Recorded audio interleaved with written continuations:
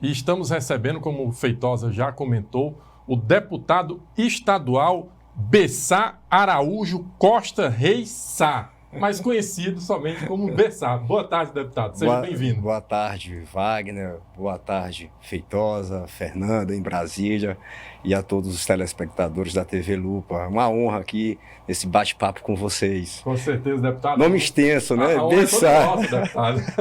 A gente agradece muito aí o senhor ter vindo até aqui, Com certeza. separado um momentinho da sua agenda, que eu acredito que é uma agenda corrida. Deputado, eu gostaria de começar uma pergunta. As perguntas mais fáceis são as primeiras, né, deputado?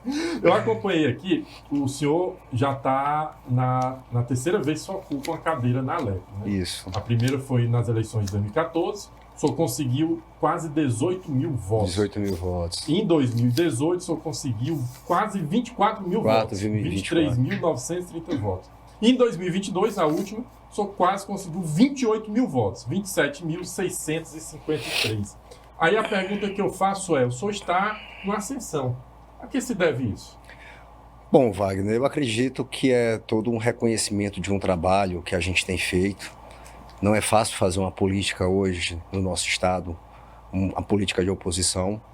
E hoje eu estou carregando essa missão ao lado de um grupo que tem um certo respaldo no nosso estado, que é o grupo do senador Ciro Nogueira, e também em cima de toda uma trajetória política que o Feitosa colocou bem aqui do meu pai, o deputado federal por 5 mandatos, que tem uma vasta história de realizações por todo o estado do Piauí, trabalhou muito na questão hídrica do nosso estado, questões relacionadas também à saúde pública, enfim, e aí eu acredito muito que essa nossa ascensão política eleitoral se deve muito a isso. Tá explicado. Feitosa. Não é melhor a gente passar a bola logo para a Fernandinha, não? Pô, então vamos para a Fernanda. Se você passa... Fernanda Duarte, com você. É um cavalheiro, como sempre. Deputado, muito boa tarde, muito bem-vindo à nossa bancada aqui no Grande Jornal Lupa 1. Eu queria já começar falando sobre política, né? Ontem nós estivemos com o deputado federal Átila Lira, aqui ao vivo no Grande Jornal. Também estive com o deputado Júlio Arcoverde, e a gente tem sempre acompanhado aqui as agendas do senador Ciro Nogueira, que tem fortalecido cada vez mais seu nome nessa conjuntura, nesse esforço que os progressistas têm feito em torno do seu nome para as eleições do ano que vem, para a candidatura ao Senado. Mas existe também uma composição de chapa aí que conta com nomes que podem vir, como o de Joel Rodrigues, o de Gracinha Monsanta, o da própria deputada Margarete Coelho. Como é que está essa análise dentro do partido? De que forma vocês estão trabalhando para se concentrar na tentativa de reeleição do Ciro Nogueira, mas também escolher qual será o melhor nome para ocupar essa chapa majoritária na vaga para candidato ao governo do estado? E, além disso, um segundo nome, vocês já pensam, já cogitam um segundo nome para compor essa chapa ao lado do senador Ciro Nogueira como segundo candidato ao Senado? Sim, Fernanda, com certeza. Nós já começamos a fazer todo esse trabalho político visando as eleições de 2026. O senador Ciro Nogueira, indiscutivelmente, é o candidato hoje à reeleição que tem o respaldo de toda a classe política do nosso estado. É o primeiro voto na grande maioria dos prefeitos de todos os municípios do Piauí. E eu acredito hoje que a eleição do senador Ciro Nogueira é uma candidatura que tem tudo para ser uma reeleição bem tranquila. Lógico, para isso é preciso também um candidato competitivo forte, né, na disputa de governador. E hoje nós temos apresentado 3 nomes, tanto do ex-prefeito Joel, da deputada Gracinha e da ex-deputada federal Margarete Coelho. É importante nós termos um candidato forte exatamente para poder dar esse respaldo político de toda a chapa, tanto de senador como também de deputado federal e deputado estadual. Acredito que o fator que influenciou a eleição passada, a polarização entre os nomes de esquerda e de direita, isso não vai acontecer nessa eleição. A tendência que eu tenho percebido que haverá um candidato mais voltado para o centro e, portanto, essa disputa, essa polarização não vai mais existir nessa eleição. Polarização esta que, ao meu entender, favoreceu muito o governador Rafael Fonteles. Até porque, se você for pegar aqui um pouco a eleição passada, o que é que ele propunha? Ele dizia que era o menino de Lula. E o outro candidato, no caso do Dr. Silvio, o candidato de Bolsonaro. E a população abraçou muito essa ideia, esqueceu que o Rafael é um candidato que herdou todo um desgaste político de quase 20 anos de administração do PT, aqui no nosso estado, já era um governo cansado e que, por conta dessa polarização, acabou que escondeu todo esse desgaste político e, né, acabou favorecendo a sua eleição. Bem, eu acredito que isso não vai haver. Eu acho que essa eleição de 2026 ela vai ser muito diferente de 2022. Acredito que essa polarização não vai existir e o governador vai ter que dar muito mais justificativas. Vai sair mais desse argumento de ser menino de Lula para o governador e para mostrar o que foi que veio. Até então é um governo de muita promessa, pouco cumprimento das suas promessas, veio com histórias mirabolantes relacionadas a hidrogênio verde, a navegabilidade do Rio Parnaíba, como também o porto, situações que a gente não vê algo em concreto, mas tocar nesses assuntos, mais como mexer na autoestima da nossa população. E a população cansou, né? A população, a gente tem percebido isso, o governo do governador Rafael não se passa de uma repetição do que foi o governo Wellington Dias, e a gente começa a perceber que são jovens que, na sua grande maioria, ocupam certos cargos nesse estado, mas que as práticas são as mesmas práticas conhecidas. Quer dizer que não muda só a roupagem, mas a maneira de fazer, a mesma maneira de fazer política. A população cansou. Essa prática política é uma prática herdada do governador Wellington Dias, que a população lá, desde muito tempo, já se posicionou e já manifestou o desejo de mudar. Não aconteceu essa mudança exatamente por conta dessa polarização. Mas veja bem aqui, deputado, exatamente quando o senhor falou, o que aconteceu? Porque tem um fato aí que ele contesta essa sua visão de que houve essa polarização. O candidato ao Senado do Progressista, ele teve 86 mil votos de diferença sobre o Wellington Dias, o nome mais emblemático do PT, em Teresina. E já a diferença de Silvio Mendes para Rafael Fonteles foi bem menor. Me parece que 25, se a memória não me escapa, 24 mil votos a 25 mil votos, se a memória não me escapa. É mais ou menos isso. O que o senhor acha que houve bem aí? É porque o Wellington Dias, vamos dizer assim, o povo gostava, na época, mais de Rafael do que de Wellington Dias? Eu entendo que o nome do nosso candidato na época, o Joel, é um nome que se identifica mais com o povo. E eu acho que é o perfil que o nosso eleitor tem buscado. Um candidato que fala a língua do povo, né? Convenhamos, tanto o doutor Silvio tinha essa dificuldade, como também o próprio Rafael. Ele não tem essa habilidade de falar com o povo. E isso, né, se caracterizou.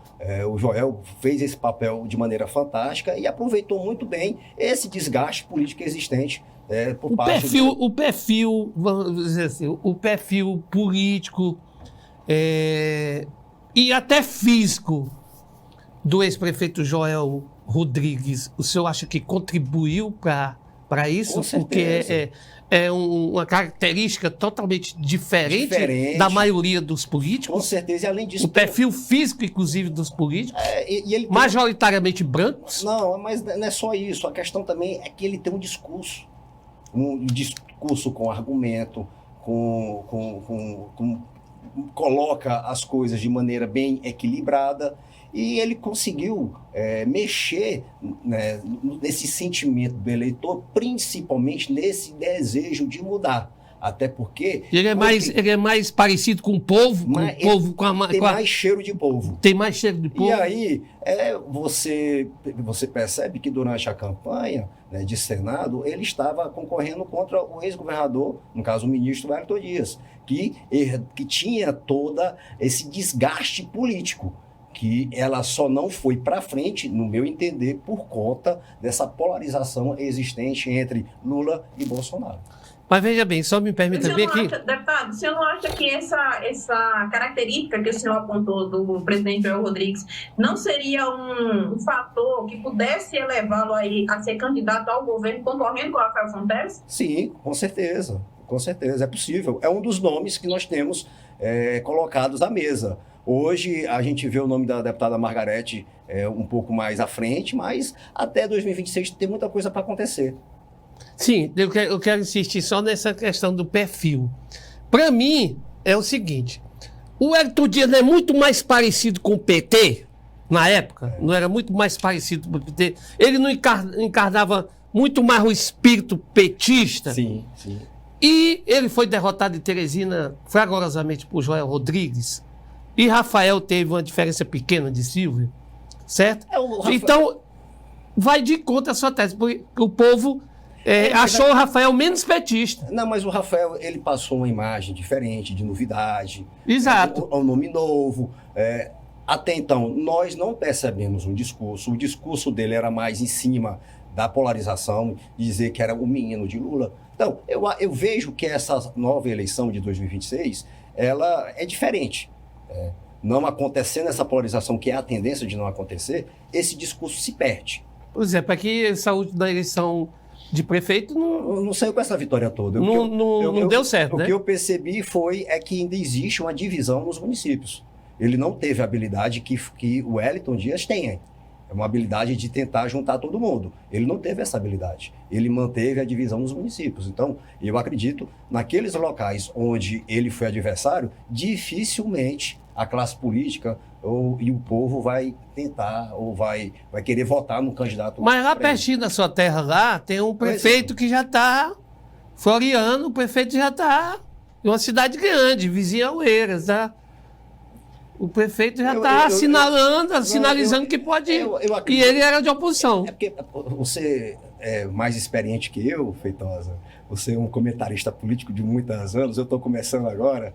Você sabe que política é um momento, né? Isso. É uma nuvem, né? Como dizia Ulisses Guimarães. Então, assim, eu acredito que neste momento é complicado a gente fazer qualquer tipo de projeção. Mas eu acredito que, levando em consideração ao que está se passando no país, um desgaste político do presidente Lula, a não polarização da eleição de 2026, eu acredito, a força, o prestígio do senador Ciro Nogueira, eu acho que nós teremos uma eleição competitiva e esses prefeitos que hoje aqui assim, fazem qualquer tipo de aceno, na hora vai estar todo mundo com a gente.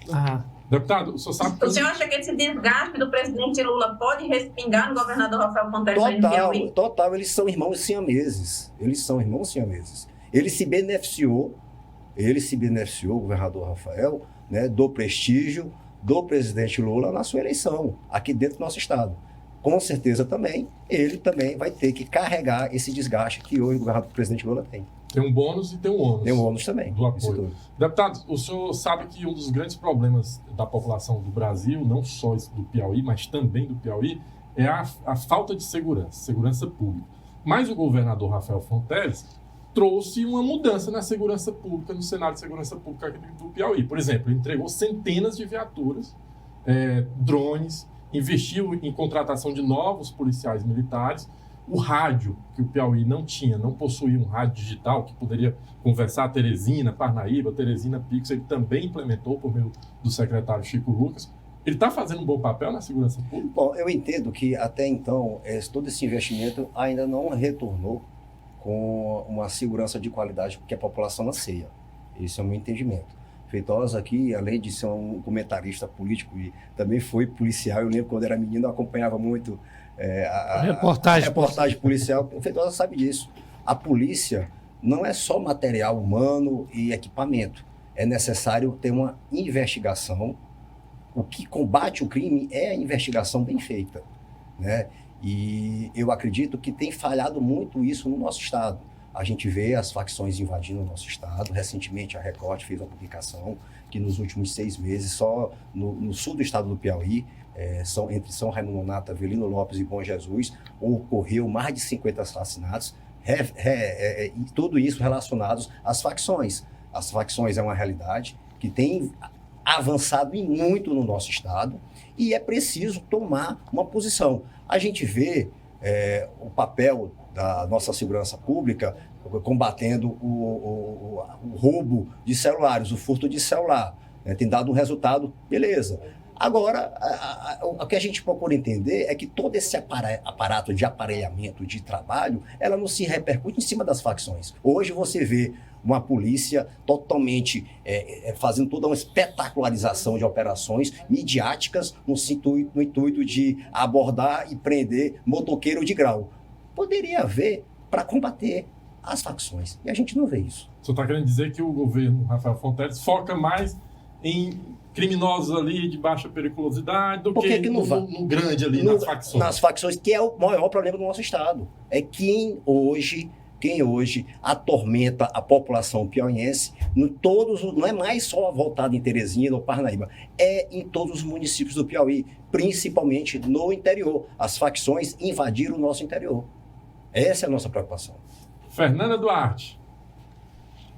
Deputado, eu queria continuar falando sobre essa questão do cenário de 2026. A gente percebe aí que há uma divisão em relação a alguns prefeitos que, mesmo sendo da base do governador, dizem que o segundo voto pode ser do senador Ciro Nogueira e muitos deles até o primeiro voto. Há essa aproximação desses prefeitos junto ao senador Ciro Nogueira, há também essa busca pelo senador aqui em Brasília para tratar questões relacionadas às prefeituras. Como é que está sendo feito um trabalho do Progressistas para esse fortalecimento, para atrair o máximo de prefeitos? E até essa semana, meu colega Júnior Santos e também o Feitosa destacaram essa questão de alguns prefeitos que talvez não tivessem tão satisfeitos estando na base do governador. Progressistas está aberto a receber esses prefeitos? Como é que estão essas conversas para o Senado do ano que vem?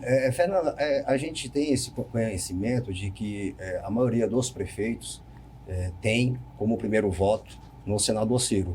E a grande parte também considera o segundo voto para ele, inclusive de prefeitos da base do governo. A tendência é essa.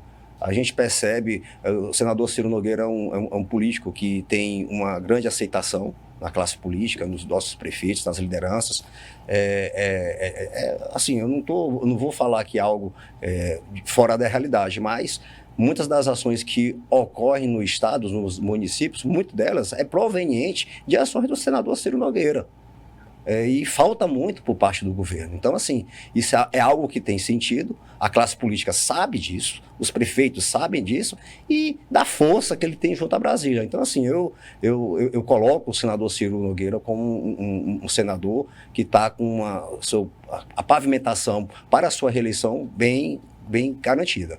Agora, para isso se confirmar, é preciso sim nós termos um candidato forte a governador, exatamente para dar um palanque de sustentabilidade e força para ele e todos os mais candidatos.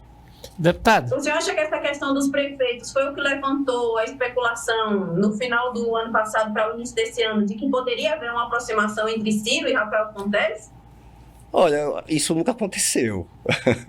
Que eu saiba, isso nunca aconteceu. Mas gerou a especulação. O que é de interessante é que essa especulação partiu foi do PT, né? Daí que você tira. Pois é, inclusive tem um deputado petista muito forte, muito identificado com o partido, até líder do governo. Ele tem dito com frequência, e eu soube que ontem ele disse para várias pessoas, é o deputado Francisco Lima, que a única coisa do governo que tem certo é a candidatura do governador.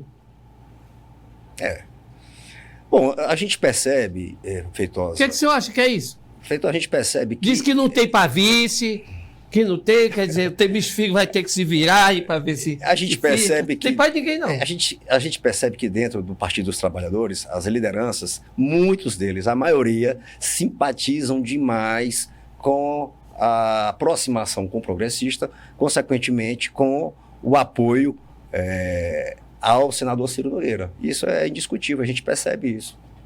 Agora, se isso vai acontecer, eu acredito que não, até porque o senador Ciro hoje tem uma posição política contra o Partido dos Trabalhadores a nível nacional, faz oposição ao presidente Lula e uma grande proximidade com o ex-presidente Bolsonaro, e hoje ele é um dos nomes que estão nessa articulação política para apresentar um nome competitivo para as eleições presidenciais de 2026. Inclusive, ele disse que o PT vai ter candidato a senador, o Lima. Vai ter um, que no Marcelo Castro não está definido, não. Pois é, confusão muita pela frente, né? Ele está dizendo, é o líder do governo. Confusão muita. Do nosso lado, candidatura do senador Ciro, consolidada. Teremos um candidato forte, competitivo para o governo. Com certeza, eu acho que nada é impossível. Nós somos a resistência, Feitosa. E eu acho que está na hora de mudar. Só me permita mais um aqui. Eu anotei aqui o nome de Bárbara, que segundo a irmã dela não é mais do Firmino, né? É do PT. Marden Menezes e Tales. E agora o Petro disse que a Gracinha também não é mais oposição. Não, a Gracinha é oposição. Como é que o senhor está vendo aqui? Como é que o senhor analisa essa migração desses três nomes, pelo menos? Bárbara, Marden e Tales para o governo. Olha, Feitosa... Eleitos pelo seu partido. Feitosa, assim, eu sou de uma escola política diferente. Eu sou muito de grupo. Faça chuva, faça sol. Porque nós estamos vendo aí, o senhor está com o discurso totalmente de oposição. Faça chuva, faça sol. Eu, quando tomo uma posição, eu fico naquele lado e vou até o final. Foi assim a maneira de fazer política que eu aprendi.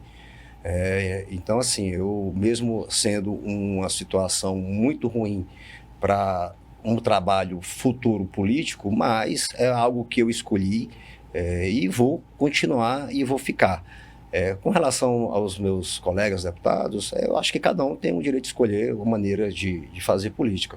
Não é a forma que eu aprendi, né? E com relação à deputada Gracinha, não, eu acho que a Gracinha está com a gente, está na oposição, ela vai... o senador Monsanta é um dos mais combativos ao Partido dos Trabalhadores no nosso estado, e eu não vejo Monsanta, Gracinha estar ao lado do governador Rafael ou do presidente Lula. O caminho dele sempre foi, a trajetória política do Monsanta sempre foi em ficar na oposição ao PT. Então eu acredito que isso vai continuar. Gracinha é uma mulher que é uma opção que nós temos ao governo do nosso estado, uma mulher que foi uma sensação na eleição passada, uma votação magnífica que ela teve, representando muito bem a região litorânea. Eu estou sempre com ela, a Gracinha, conversando com ela. Ela comunga muito dos meu pensamento. Então, assim, a Gracinha pode ter certeza que se ela não... Foi o Petro que disse. A gente, inclusive, ontem procurou acabar com isso, né? Nós fizemos uma visita aos deputados, junto à Câmara de Vereadores de Teresina, junto ao Petro, a Samanta e o Pedro Alcântara, para que a gente alinhe um discurso, procure fazer uma oposição em conjunto, até porque nós somos pouco. A melhor coisa que faz é a gente estar unido, trabalhando em foco, né, para 2026, para que a gente possa tirar um bom resultado disso. Eu soube que eles tudinho vão ser candidatos a deputado? Sim. Há essa perspectiva deles serem candidatos. Pedro Alcântara, Petro, Samanta... São bons nomes para somar com a gente, até mesmo para poder contrapor a saída desses três nomes, da Bárbara, do Marden e do Tales. Eu acredito que serão nomes que irão somar conosco. Amanhã nós vamos ter a filiação do Fernandinho, o prefeito Nossa Senhora dos Remédios. Prefeito Nossa Senhora dos Remédios, que também candidato. Que sai do PSD, vai se filiar ao Progressista para ser candidato a deputado estadual. Então, assim, mais um nome que vai somar aqui as fileiras dos progressistas, visando as eleições de 2026. Tem alguma surpresa, assim, alguma filiação surpresa lá na frente? Sim. Alguém que está se segurando agora para... Sim, existe muitos. Eu acho que vai contar muito, Feitosa, o cenário nacional.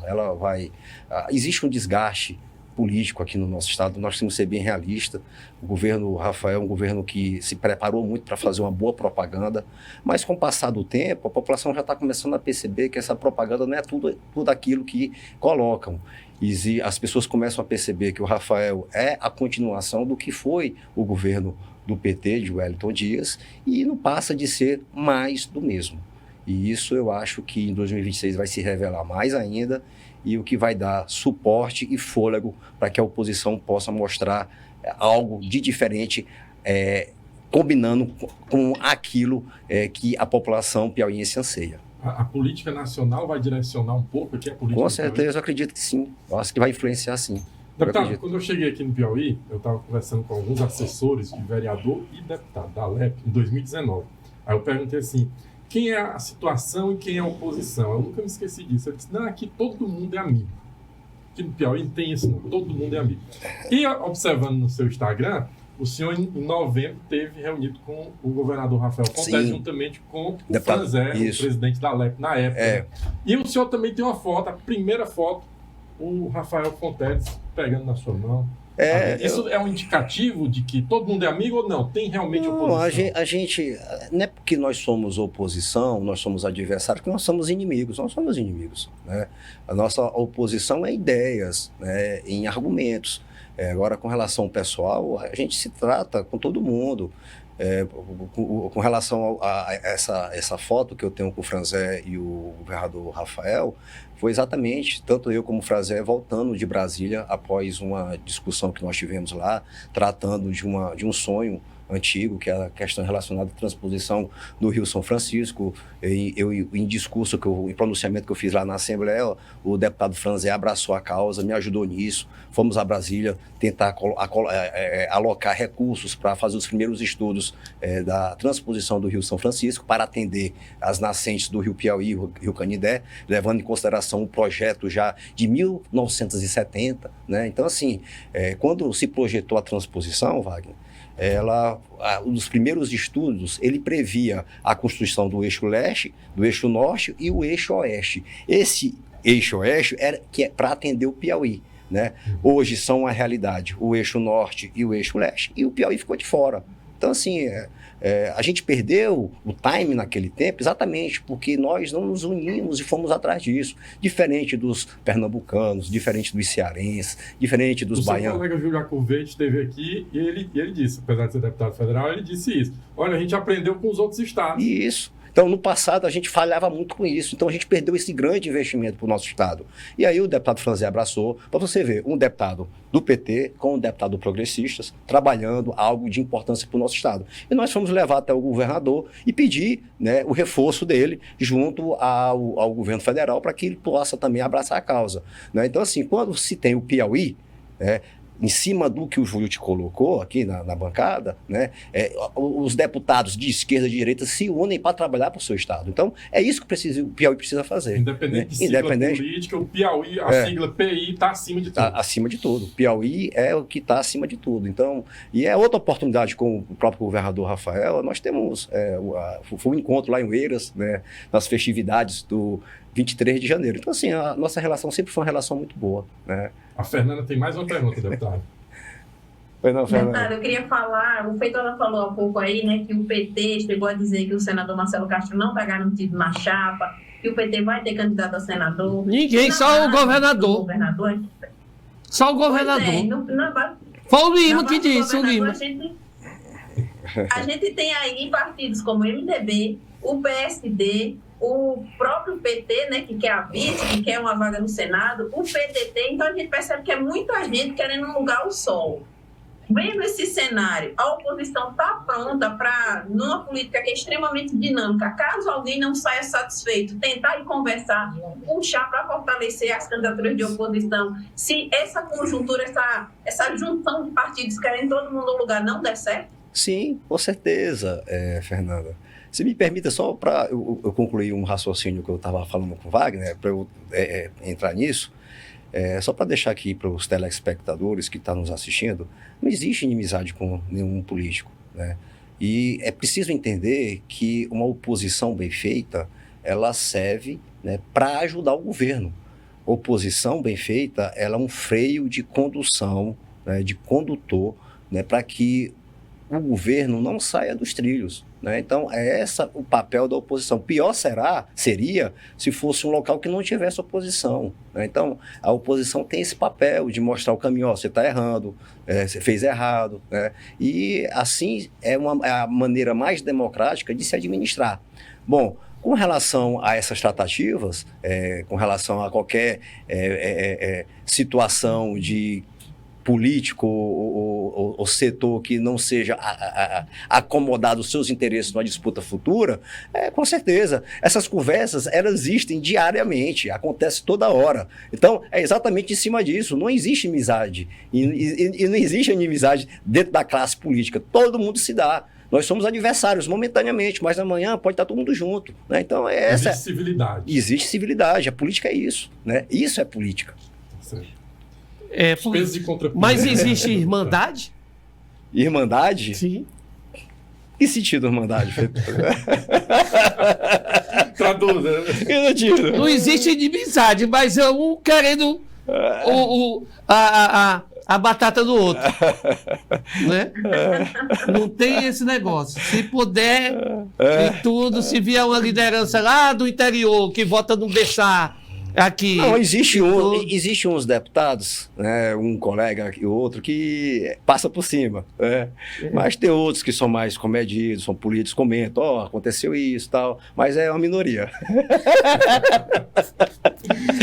Deputado, com relação... Só existe quantos são mais ou menos que passa por cima? Rapaz, temos aí que a galera engole atravessado, viu? Tem. Odiado é o termo. Deputado, com relação inclusive o Feitosa até já mencionou a Bárbara, o Marden e o Thales. Eles vão ser expulsos? Como é que o senhor analisa segunda-feira vai ter um encontro da executiva e lá será votado a situação futura de cada um deles dentro do Progressista. Mas o que a gente percebe é que houve uma notificação para que todos tenham o direito de sair do partido sem qualquer tipo de retaliação futura, ou seja, qual seria a retaliação futura do partido? Reivindicar o mandato. Não deixou bem à vontade que isso não vai acontecer. O senhor acha injusto quem está no governo concorrer com quem não está? Olha, eu tenho uma opinião relacionada a isso. Inclusive, na época das primeiras reuniões a respeito disso, eu me posicionei de que não é o perfil do progressista fazer qualquer tipo de discussão, né? Eu acho que cada deputado é responsável por aquilo que é das suas decisões. O Partido Progressista a nível nacional nunca teve esse papel, né? Então eu acho que a gente tem que ser coerente do que é colocado em Brasília. Então esse é meu posicionamento. Mas assim, eu não sou a maioria, eu sou a minoria, né? Mas coloquei minha opinião. E assim, a tendência, pela situação, dificilmente eles vão ficar. Mesmo que eles fiquem hoje no Progressista, quando chegar o momento da janela, eles já é sabido por todos nós que eles vão tomar rumo diferente. Eleitoralmente aí, só na sua análise, eu sei que fica difícil falar a respeito do comportamento de um colega, mas pela sua análise aí, eleitoralmente, eu tenho uma ideia que quem mais vai ter prejuízo eleitoralmente dos três seria Bárbara e Marden. Principalmente a Bárbara. Os dois têm mais voto de opinião. O Thales não, já é voto de liderança, já é tudo. O senhor concorda? Eu acredito que sim. A gente vai ver aí como é que vai se comportar o próximo ano, né? O voto de opinião é muito difícil. É difícil você conquistar. E eles tinham. Aliás, tem, né? Só vamos saber se não tem mais depois da eleição. Exatamente. Né? É um voto muito difícil de se conquistar, mas depois, e para perder, é mais rápido também. Exatamente. Principalmente, eu acho que principalmente a deputada Bárbara, que o voto dela foi voto mais de admiração, de admiração pelo pai, admiração pelo fato dela ser mulher, pelo fato dela ser de oposição. E o Marden tinha uns movimentos também. Agora, o que eu posso dizer para você é que o Partido Progressista foi correto com todos, prestigiou todos eles, né, nas eleições de 2022, até mais que muitos que ficaram. Mais do que o senhor? Enfim, Deus sabe o que faz. E eu acredito que o meu partido há de reconhecer um dia tudo o que eu tenho feito pelo progressista. Sem dúvida. Deputado, uma última pergunta com relação ao cenário nacional. Apesar de ser deputado aqui no Piauí, sua atuação é aqui no Piauí. Ontem o Ciro Nogueira, o senador Ciro Nogueira, ele afirmou que a democracia nunca esteve em risco, fazendo alusão àqueles ataques no dia 8 de janeiro. Qual a sua opinião? Olha, eu tenho observado isso com muita preocupação, viu, Wagner? Eu hoje vejo aquele órgão responsável para dirimir os conflitos, o primeiro a causar o problema, a insegurança jurídica. Eu até fiz um pronunciamento lá na Assembleia, se me permitir fazer esse... Pois não. Claro. Eu quando estudei, entrei na faculdade de Direito, entrei um pouquinho tarde, porque antes de fazer Direito eu fiz Administração, e logo depois eu fui fazer o Direito. Quando eu entrei em 2001, no curso de Direito em Brasília, pelo UniCeub, a gente via lá as primeiras discussões relacionadas como é que seria o futuro do Judiciário com a criação da TV Justiça, que ela foi criada em 2002. Até que ponto poderia afetar na parcialidade dos julgamentos? Porque até então, no passado, o Supremo Tribunal Federal era um tribunal voltado para a classe, para a doutrina, onde os seus membros voltavam mais para as discussões no intuito de tentar alterar o voto do colega, mas em cima de entendimentos jurisprudenciais, doutrinários. Dirimir os conflitos. Exatamente, dentro daquela da doutrina. E a nossa preocupação é, de repente, que com a TV Justiça, ela sai dessa seara, né, da doutrina, da boa entendimento jurídico, passar para prestar um serviço de dar a opinião pública, para atender, satisfazer a opinião pública. Essa era a discussão. E aí a opinião pública já entra no campo da política. Pois é, e aí é isso que tem atrapalhado hoje. A gente tem visto que as decisões do Supremo, muitas delas é levada em consideração a questões de opinião pública, se perde muito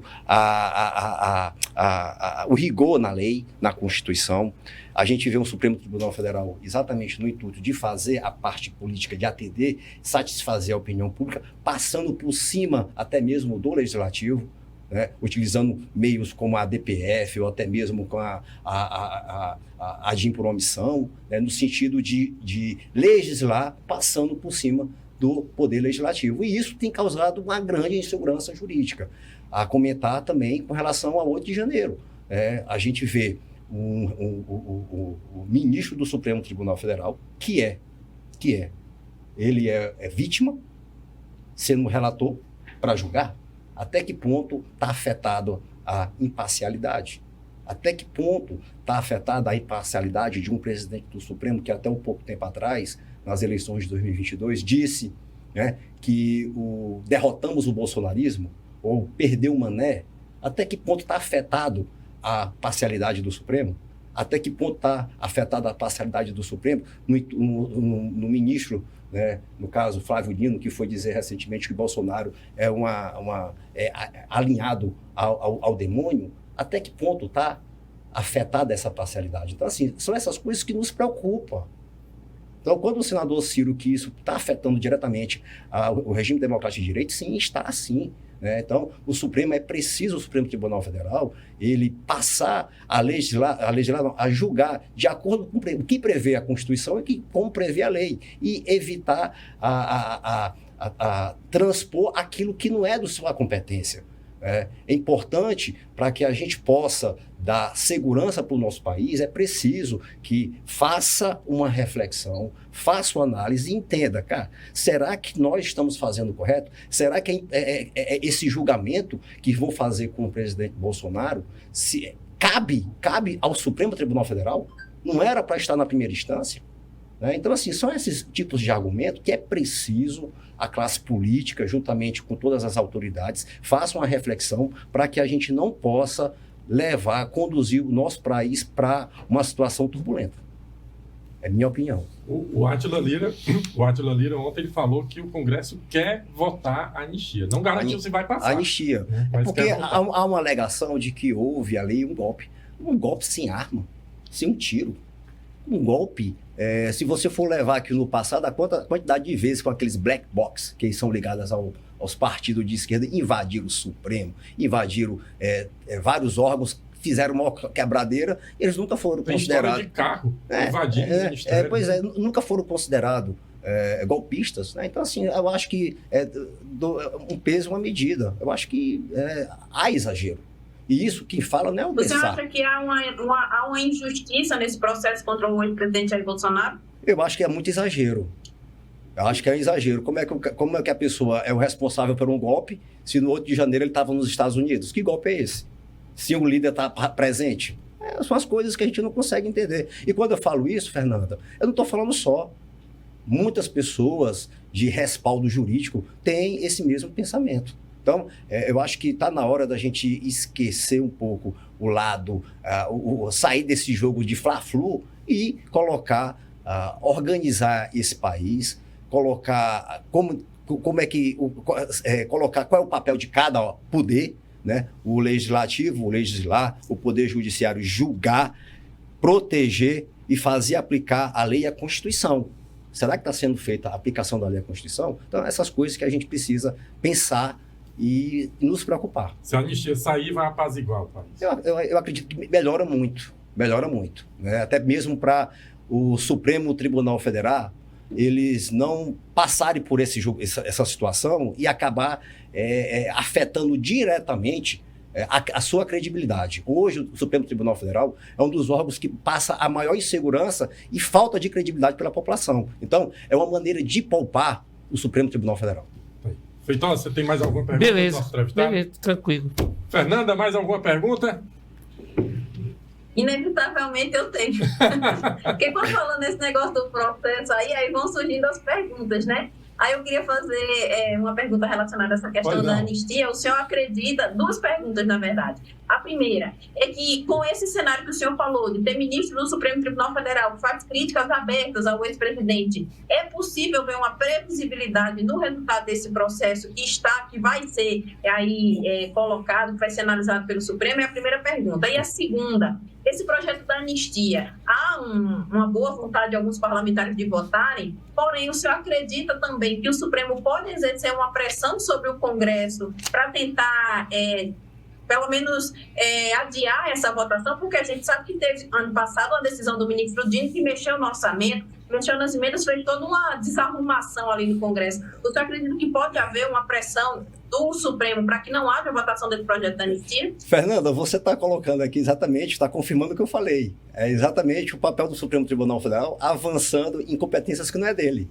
né? Então, eu entendo que se eles fizerem algo nesse sentido, é exatamente, mais uma vez, passar por cima daquilo que não é de sua competência, que não é da sua seara. Cabe ao Legislativo, né, apresentar o pedido de anistia, né, e o Supremo, eu acho que a anistia vai poupar de qualquer tipo de crítica e desgaste do próprio Supremo Tribunal Federal. Até porque ali dentro, né, do órgão lá, do colegiado de 11 ministros, né, a gente vê a vítima, que é o julgador, e vários outros ministros que já deixaram bem claro qual é o seu posicionamento. Então, ali, com certeza, a parcialidade, a honestidade, um julgamento justo, o cidadão não está tendo.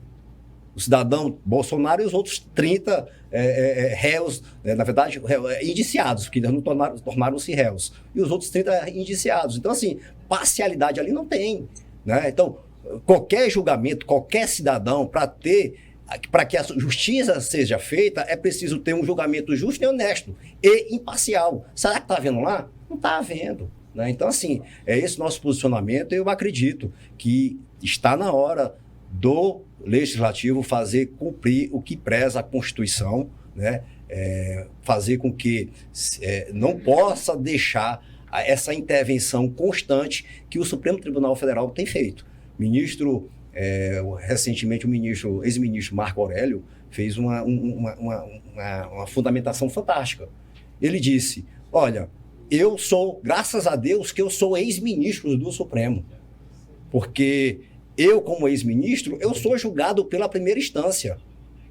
Da mesma maneira, ex-deputado federal, ex-senador e ex-presidente.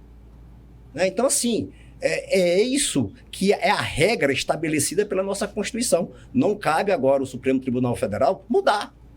Não existe isso que estão se fazendo, que está fazendo nesse país, né? Então, assim, é preciso a gente colocar ordem na casa. E a maneira para isso se iniciar é através da anistia, para a gente poupar o órgão responsável para dirimir os nossos conflitos, que é o Supremo Tribunal Federal. Aí. Deputado, quero agradecer muitíssimo sua presença, foi muito boa a entrevista, esclarecedora, de diversos pontos, tanto aqui no Piauí como do cenário nacional. Eu gostaria que o senhor desse uma última palavra para os piauienses que estão nos assistindo. Bom, eu queria agradecer, Fernanda, diretamente de Brasília, agradecer ao Wagner pelo convite, ao Feitosa, ao Tony, a todos que fazem aqui a TV Lupa, e dizer aos piauienses que eu sou um homem, um piauiense apaixonado pela minha terra, acredito na força do nosso estado, dos nossos potenciais, e é preciso a gente saber aproveitar as nossas possibilidades como riquezas. O Piauí não aguenta mais passar por essa situação que nós vivemos. O que é que adianta nós termos à nossa mesa um produto de qualidade, onde a grande maioria passa fome? O que é que adianta a gente ter na nossa casa uma fruta, verdura, mas nada dessas frutas e verduras é produzido aqui no nosso estado. Tudo vem de fora. Cada produto que a gente coloca na nossa mesa é dinheiro que sai dos piauienses para enriquecer os cearenses em Tianguá e em Pernambuco, em Petrolina. É preciso um poder público forte para que o nosso estado produza e que as nossas riquezas fiquem aqui para os piauienses. Porque cada dinheiro que sai daqui é enriquecer os cearenses, é enriquecer os pernambucanos e empobrecer cada vez mais os piauienses. Esse foi o deputado estadual Bessa. Muito obrigado, deputado.